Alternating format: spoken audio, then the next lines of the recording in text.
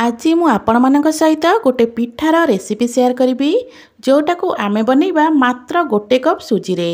पिठा एते नरम बनइबो जे पाटिरे देले मिलै जिवो। सखाळार व्यस्तता भितरे जदि आपण माने कम समय रे आउ किछि अलका जलखिया बनैबा पई चाहुचंती आपण माने सुजीर एही पिठाटाकू निश्चय थरे ट्राए करंतु। देखिबे पिलाठू बड़ समस्तंकु पसंद आसीबो। आ एही पिठा बनैबा पई बहुत कम समय मध्ये लागि थाए। नमस्कार, मु रश्मि यूट्यूब रे आपण समस्तंकु स्वागत। आशा करूची आपण मानकू आज रही पिठार रेसिपी निश्चय पसंद आसीबो। वीडियो को संपूर्ण देखिबा पई अनुरोध। एबे चलंतु स्टार्ट करिबा आजिर रेसिपी। आजिर एही पिठा को तो आमे गोटे कप सुजी रे बनैबा। तो एटी हमको प्रथमे सुजी दरकार। एटी मु गोटे बड़ बाउल नै जाइची। एबे सेही बाउल रे गोटे कप सुजी दे दबा। मोटा पतला आपण मन पाखरे जो सुजी थिबो आपण माने सेही सुजी रे एही पिठा को बनै परिबे। प्रथमे एटी गोटे कप सुजी दे दोची। जो कप रे सुजी नैथिली सेही कप रे आमे एटी गोटे कप पानी दे दबा। पानी देला बेले ध्यान रखिथिबे पूरा ठंडा पानी आपण माने एटी बिल्कुल भी देबेनी। टिके नख उषुम पानी एटी आमे दबा। नख उषुम पानी एटी अल्प देले कोन हबो ना सुजीटा हमर जल्दी फुली जिवो। तो पानी दे साला परे एबे चलंतु आकु आमे कवर कर दबा। कवर करके मात्र 5 मिनिट पे छाड़ीबा। 5 मिनिट रे देखिबे सुजी बहुत बढ़िया भाबरे फुली जाइथिबो। 5 मिनिट परे एबे चलंतु कवर काढीबा। तो एठी देखि परथिबे सुजी केते बढ़िया भाबरे फुली जाइची। तो पानी सब मध्ये सुखी जाइची। तो एठी देखंतु सुजी बहुत बढ़िया से हमर फुली जाइची। पूरा सुखा सुखा बनी जाइची। बस गोटे कप सुजी पई आपण माने एमिते गोटे कप पानी देबे। एबे चलंतु एठी नै जिबा गोटे ग्राइंडिंग जार। एबे जेतिकी सुजी आमे बतुरेक रखिथिले सेही सुजी को आमे ई जार रे दे दबा। जदि आपण माने अधिक सुजी रे बनौथिबे तो बड़ जार रे आपण माने एमिति ग्राइंडिंग करि परिबे। जेहेतु मु बहुत कम क्वांटिटी रे बनौथली तो मोर ई छोटो जार रे सब भलसे जगा जाइथिला। सुजी को देई साला परे एठी मु गोटे छोटो बाउल रे हाफ बाउल नेथिली दही। जदि बेसी खट्टा दही थिबो तो 2 रु 3 चामच परिका नेबे। जेहेतु एटा फ्रेश दही थिला तो एटा मु हाफ बाउल नेथिली एठी। एबे ई बाउल को धोईकी अल्प पानी एठी देई दबा। मीठा पाई एटी मु नौची 2 चमच चीनी। आपण माने जदि अधिक मीठा पसंद करथिबे तो अधिक मीठा मध्ये नै परिबे।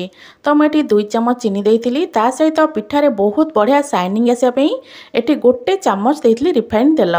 तो गोटे चमच तेल देई साला परे एबे चलंतु आकु भल्ला भाबरे पूरा चिकन करी बाटी आनिबा।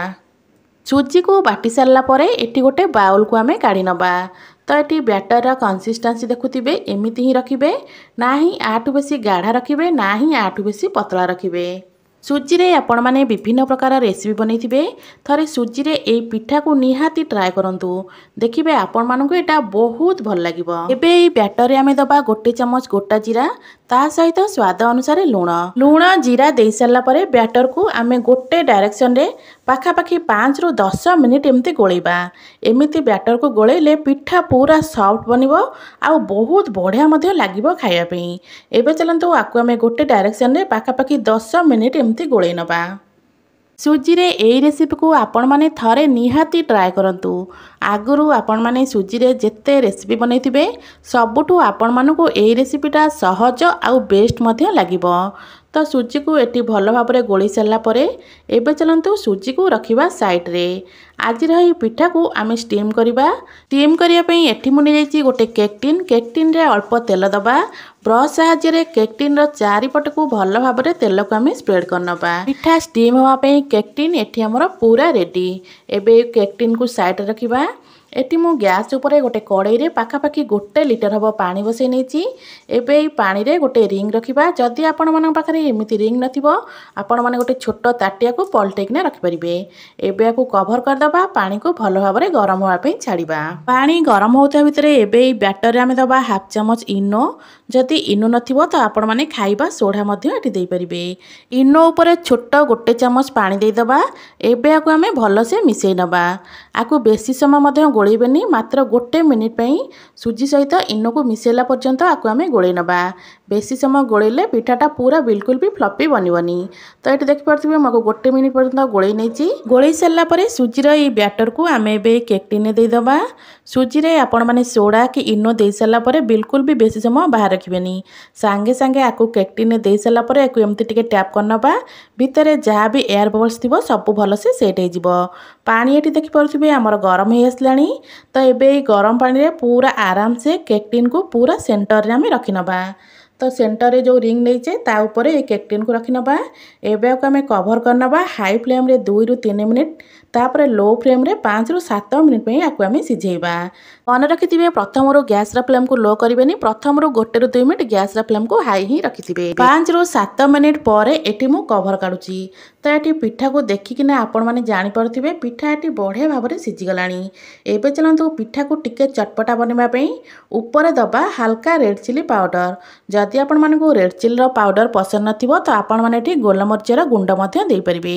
बहुत बढ़िया लगी थाए खट्टा मिठा रागर फ्लेवर सहित ये पिठा को खाइबा पई। रेड चिली पाउडर दे सारा पर मात्र 1 मिनिट पई ये पिठा को आमे कवर करनबा।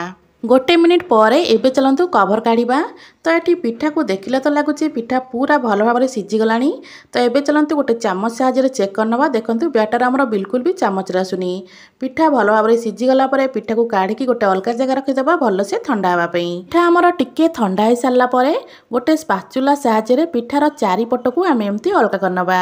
एटी मोर पिठा पूरा भल से ठंडा ही नथिला। आपण माने पूरा भल भाव में ठंडा हो सारा पर ए प्रोसेस को करिवे। एबे केक टिन ऊपर गोटे प्लेट रखी नबा। एबे आकु पलटई नबा। केक टिन को हल्का टैप करने पिठा पूरा आराम से हमर बाहर पड़िबो। देखिपे एटी मोर पिठा केते गरम अच्छी पूरा धुआं बाहर। पिठा पूरा बनी तुला परी सॉफ्ट।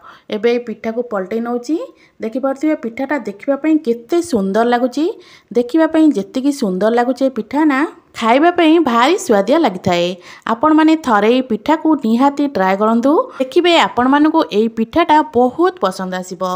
आशा करूची आपण मानकु आज रही पिठा रेसिपी निहाती पसंद आसीबो। पुणी आसीबी गोटे नुआ रेसिपी नहीं से पर्यंत रहूची। नमस्कार, जय जगन्नाथ।